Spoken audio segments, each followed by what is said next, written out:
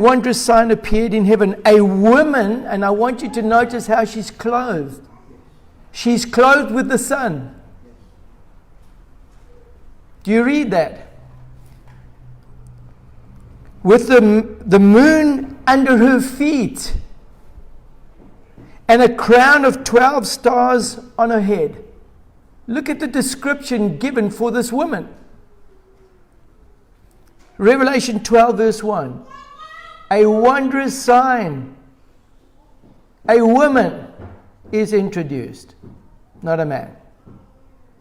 But then I want you to notice something else. She was pregnant and cried out in pain as she was about to give birth. This is incredible information that's coming out of here. Now, most of you who do know the book of Revelation will understand that Revelation chapter 12 sometimes is the pivotal chapter in the book of Revelation. Revelation chapter 12 actually introduces us to something that we as the citizens of planet Earth need to know. And what is it that we need to know? I'd like you just to jump over to verse 7. And there was war in heaven. Michael and his angels fought against the dragon, and the dragon and his angels fought back. What are we introduced to in Revelation chapter 12? What are we rudely reminded of? That there is war in heaven. But we read in Revelation chapter 12, if you go down to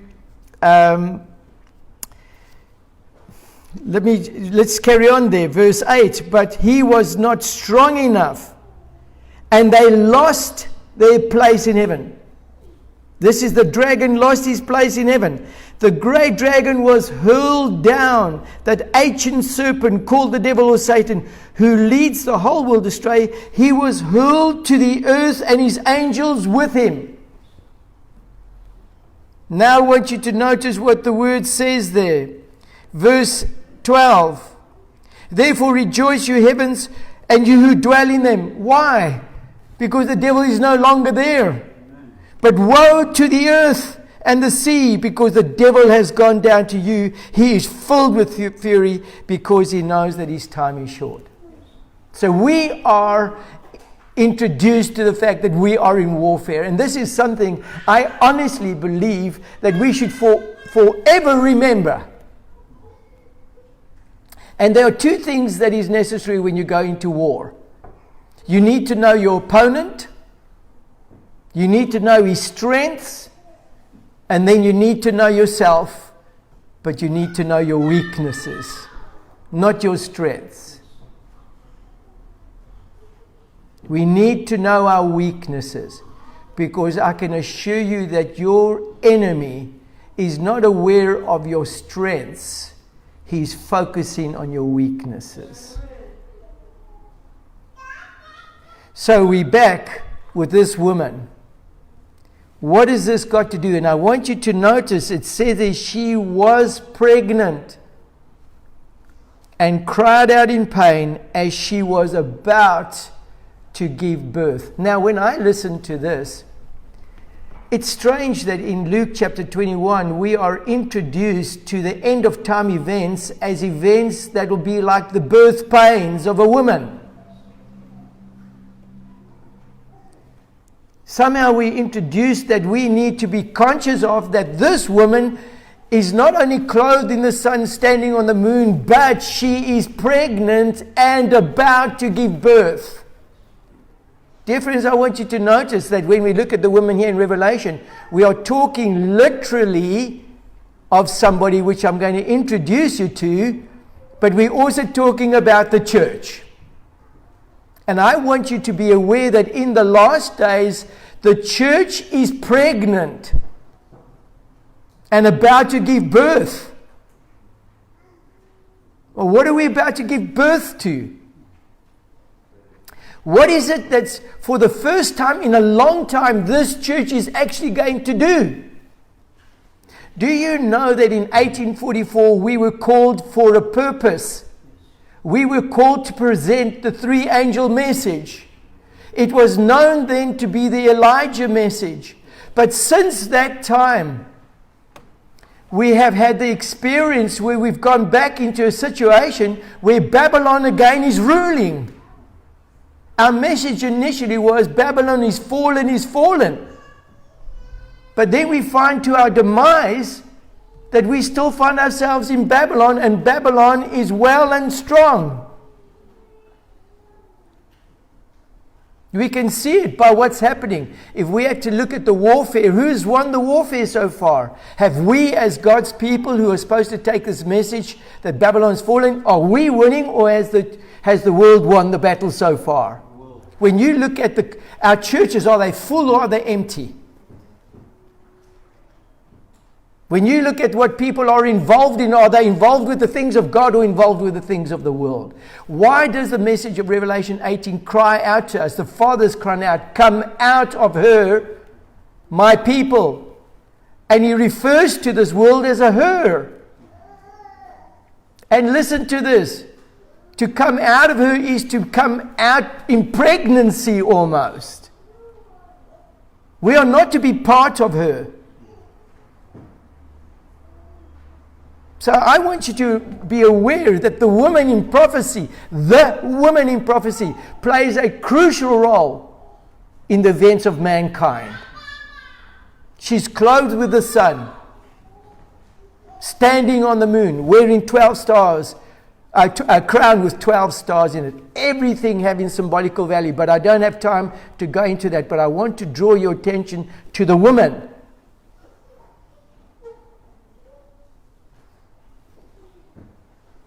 What are we talking about?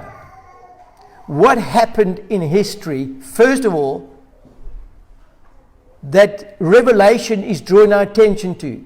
Why does it say this woman was pregnant and about to give birth? Now, like I just said to you, first of all, the woman in symbolical language always refers to the church. So this church is pregnant, dear friends, and is about to give birth. I'm excited about the fact that we are about to give birth.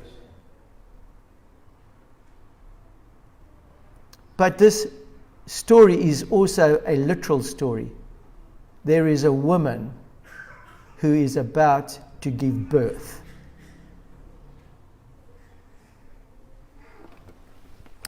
The interesting thing is that the next sign is introduced, and it's also introduced as a wondrous sign. Another sign appeared in heaven. Sorry, not a wondrous sign, but another sign appeared in heaven. An enormous red dragon with 7 heads and 10 horns and 7 crowns on his head. His tail swept 1/3 of the stars out of the sky and flung them to the earth. The dragon, listen to this, the dragon stood in front of the woman who was about to give birth.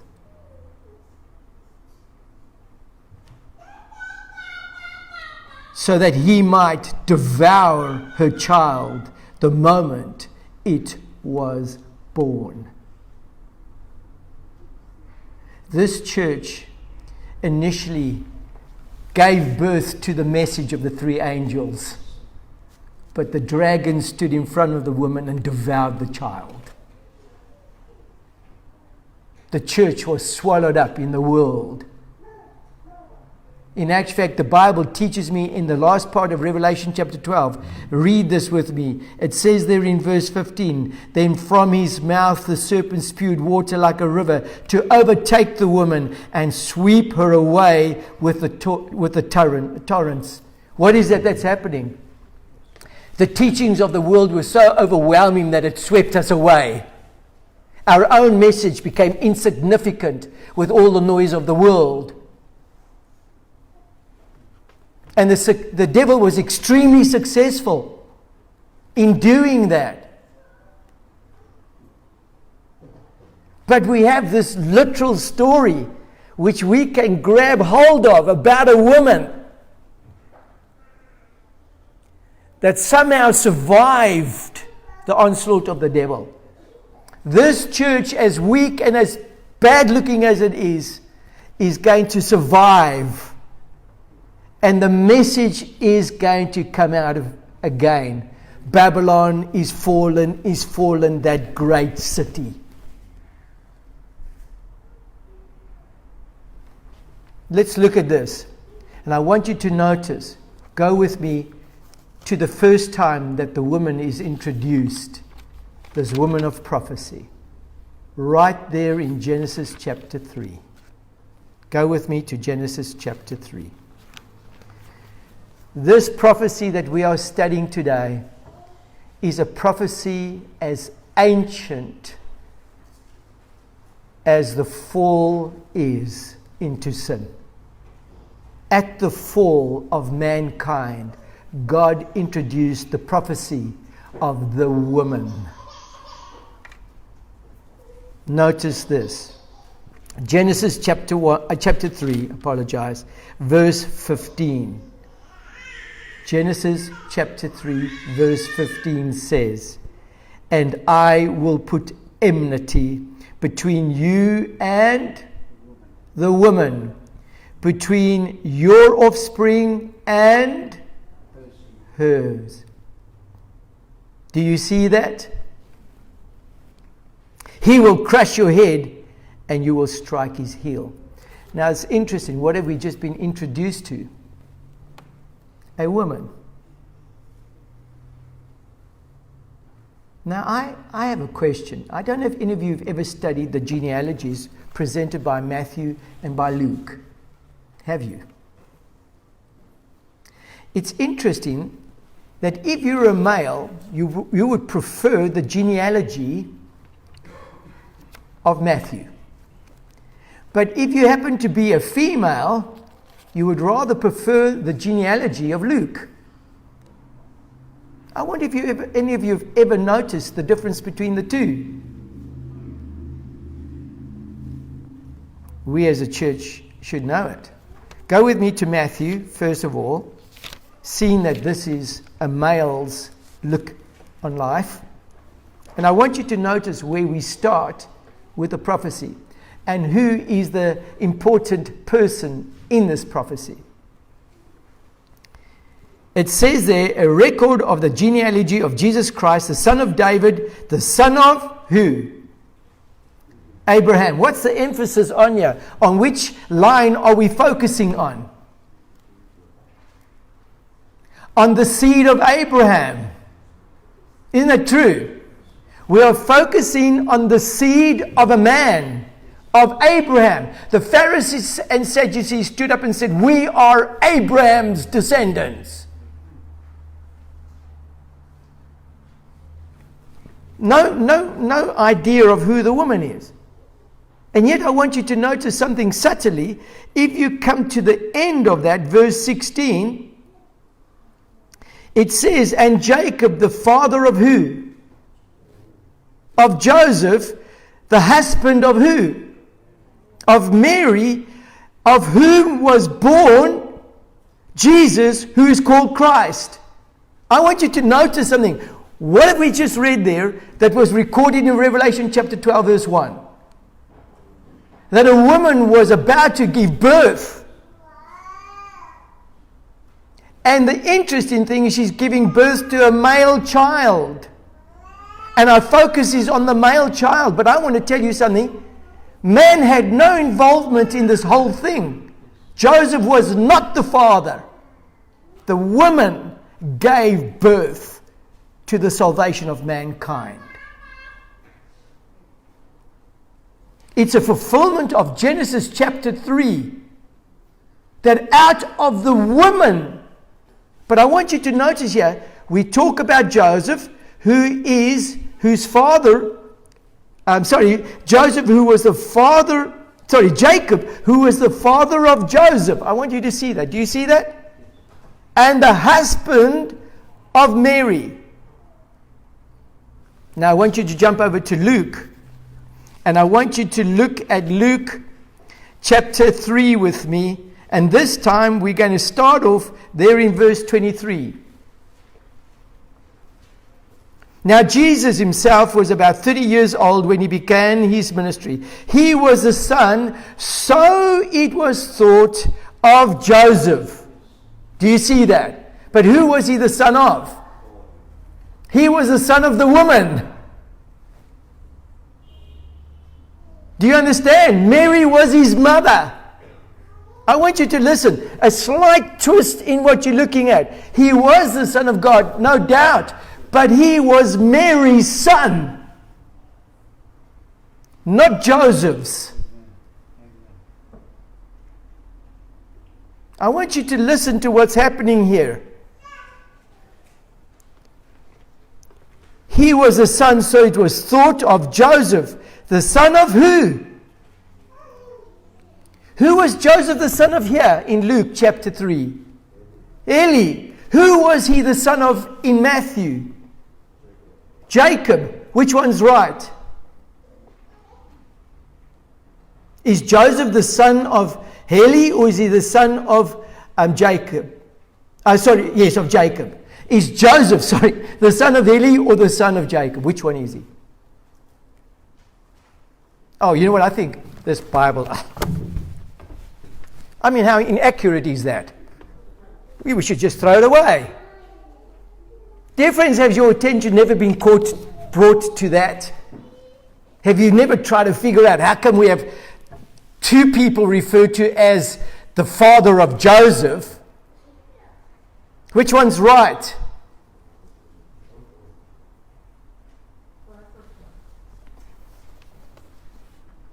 Dear friends, depends with which eyes you're looking at it. If you're male, it'll be Joseph. It'll be Matthew. And it will be Jacob. Because if you follow the genealogy of Jacob, it takes you through right back to the descendants of Abraham. And out of his seed. But if you want to know who the woman is, you have to go with the genealogy of Luke. Because I want you to notice the difference in Luke. In Luke chapter 3, I want you to notice the very last verse. Where does this genealogy end? With Abraham? It says there, the son of Seth, very last verse. The son of Adam, the son of God. What are we taken back to? To the origin. To the beginning of mankind, to the son of Adam. Now, immediately, most of you, if you are male orientated, you will say, you see, son of Adam, son of God. And what is the emphasis placed on there? Can I show you something? I'm going to give you an illustration in this way. Two people are walking down the road. Are you with me? A big one and a small one. Are you with me so far? Now, the big one is not the father of the small one, and the small one is not the son, is the son of the big one.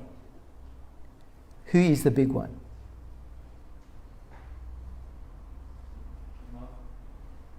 Okay, somebody shouted it out, which is quite correct. But most of you, I made you think about the masculine gender.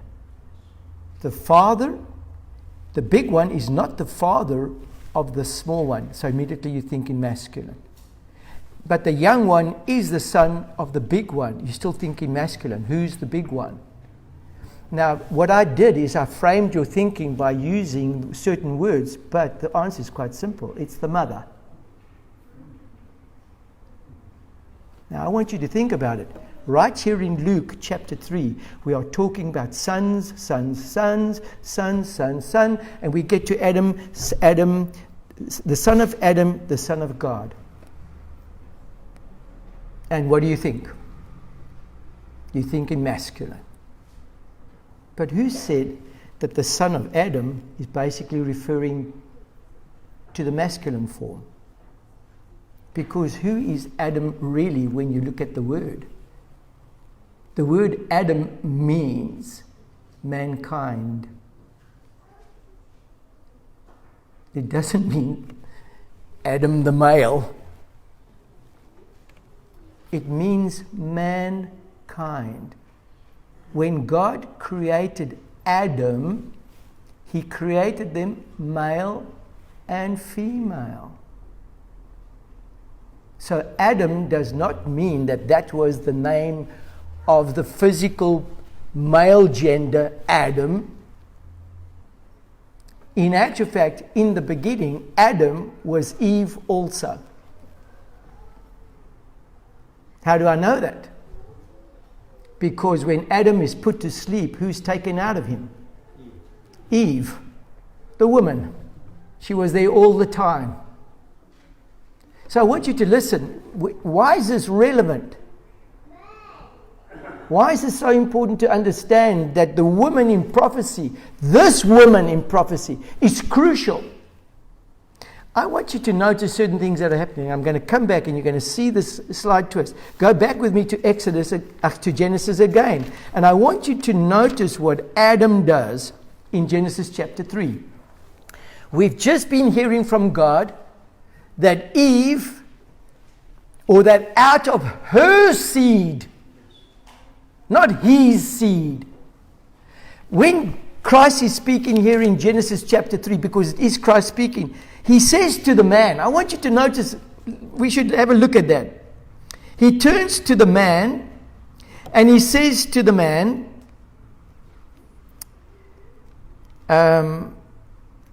verse 17, notice the dialogue.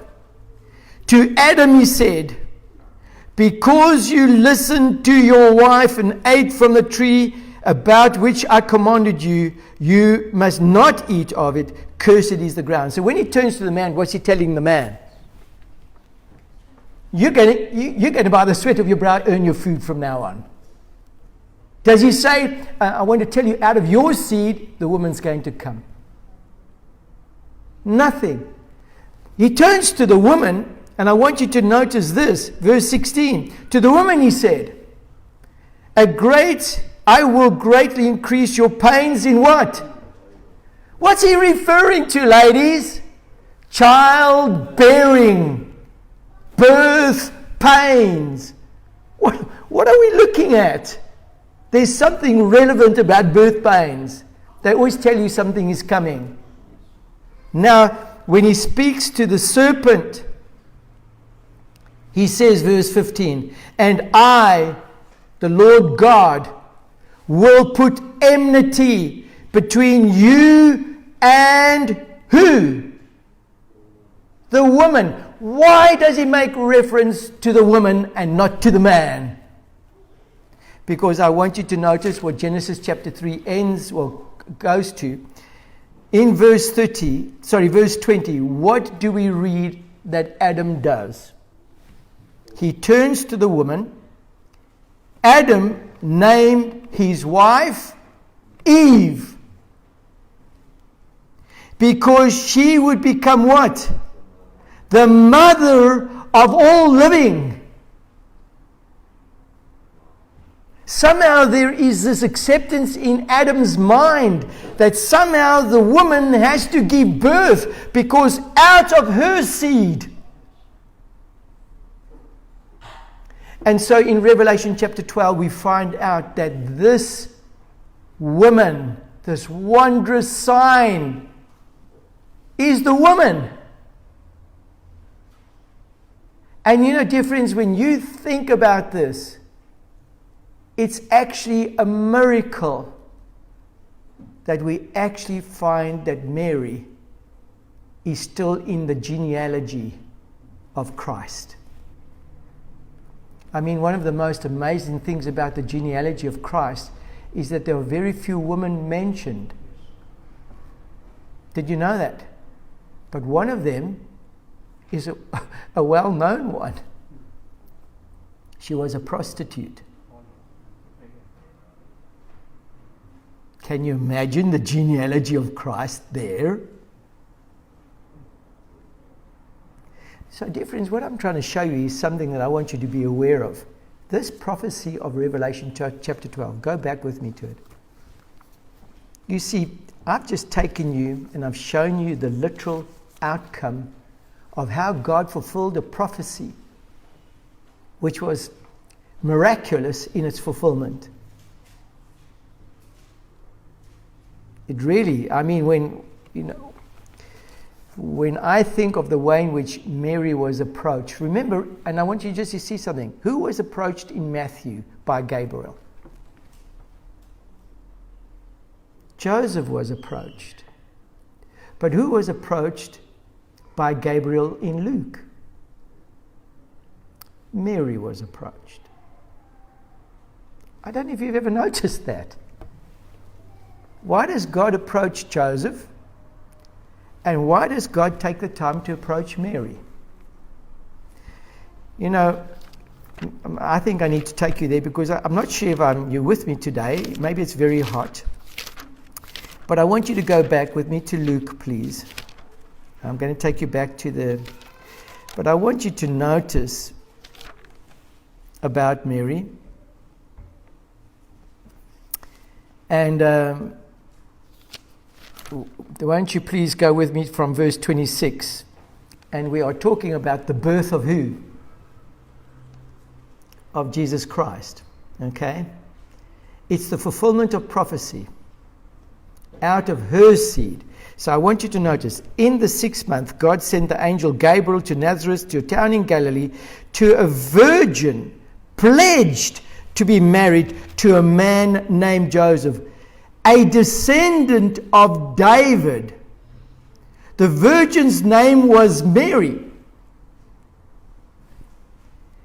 The angel went to her and said, "Greetings, you who are highly favored.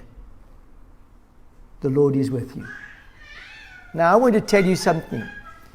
That when I see how that the Catholic Church sometimes makes a big thing out of Mary, I think we totally undermine the role that Mary played.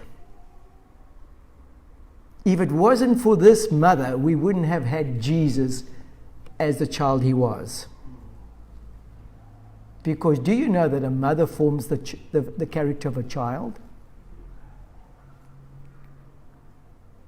If it was left to the man, would Jesus have been as loving? Would he have been as nurturous? Would he have had empathy? And when the angel approached her and said, "Blessed are you," out of all the women, God favored you. Dear friends, God was looking over the whole world to find the woman that was to be the mother of his child. Because prophecy is about to be fulfilled, and through her, God's salvation was going to come.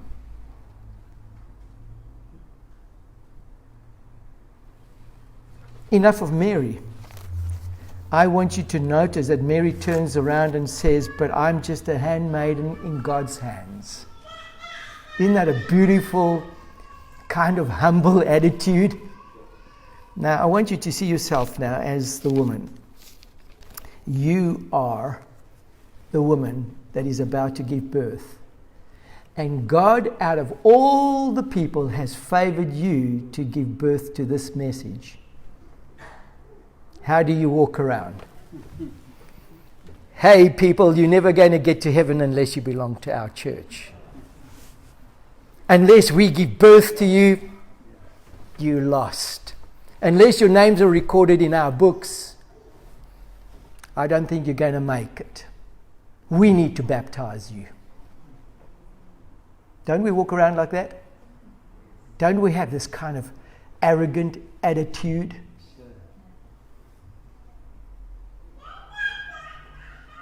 Shouldn't we rather feel humbled that we, so sinful as we are, have been chosen as the vessel to give birth to a message that's going to change the world.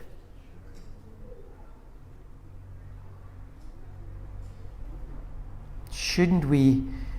I mean, dear friends, do you know that the reason why our Heavenly Father has not returned is because the message of the plan of salvation has not been taken to the whole world?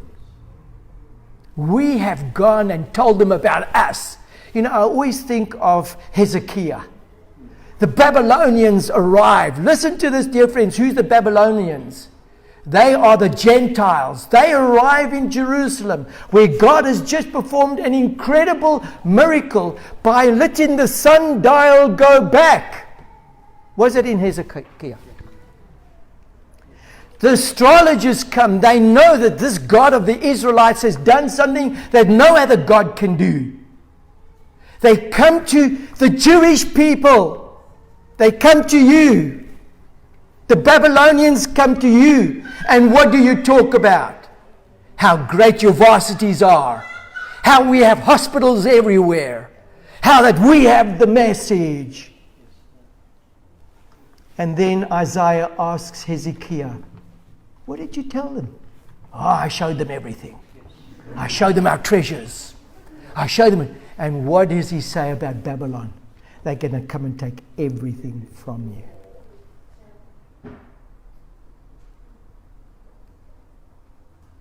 You know, and then we respond almost like Hezekiah. As long as it's not in my time. My children, descendants, they're going to be eunuchs in Babylon. I'm so glad it's not in my time. Dear friends, I want you to say this is time that we change our mind setting.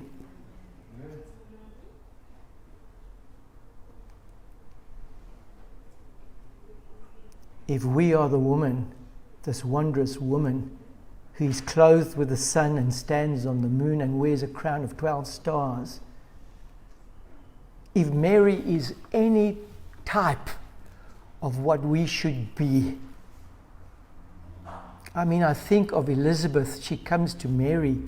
Her son jumps in her stomach when she hears or enters into the presence of Mary. Does the world jump with excitement when they walk into your presence? Do they feel that, wow, was not something stirred in us?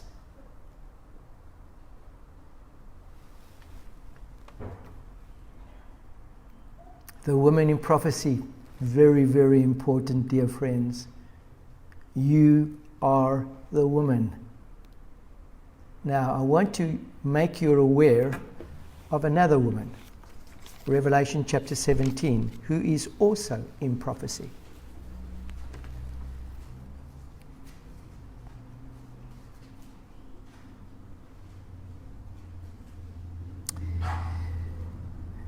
I'm going to read from verse 1.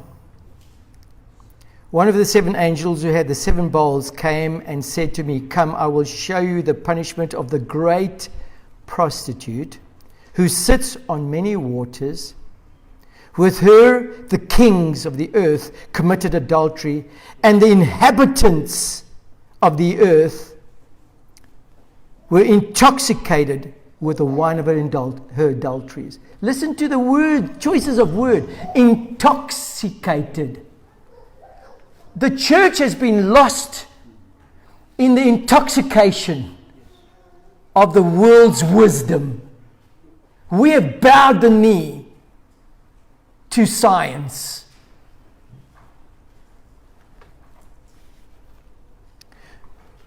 Then the angel carried me away in the spirit into the desert. Man, when I read words like this, who went into the desert? There I saw a woman sitting on a scarlet beast that was covered with blasphemous names. Listen, what's she covered with? Blasphemous names. What is the woman in Revelation 12 covered with? The sun.